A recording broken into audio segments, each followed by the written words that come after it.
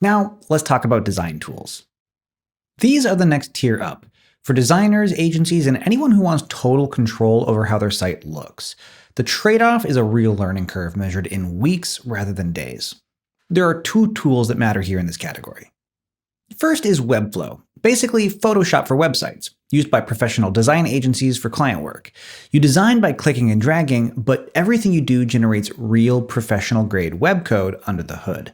The precision controls, like alignment, spacing, and fonts, live in side menus rather than directly on the page. Very Photoshop-like. Webflow's AI builder is unusually good in this category. Before it generates anything, you get a preview of the site's structure that you can rearrange. After generation, you can swap layouts and styles section by section with one click each for quick design changes and brainstorming. The catch is pricing. Webflow has the most complicated pricing structure in this video, with a per site fee and a per user fee layered on top. The free tier caps at 2 pages, and the templates are paid, starting around $29. Webflow gets expensive faster than people expect.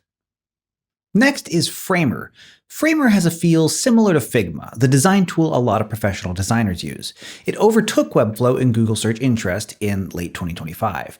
Framer also has a desktop app for the editor, where Webflow only runs in your browser, and the editor lets you see desktop, tablet, and phone versions of your site all at once side by side. Animations are Framer's real superpower. Smooth scrolling, scroll-triggered effects, the kind of polished motion you see on top design portfolios or cutting-edge technology sites. But they're expert-level work and not an out-of-the-box benefit.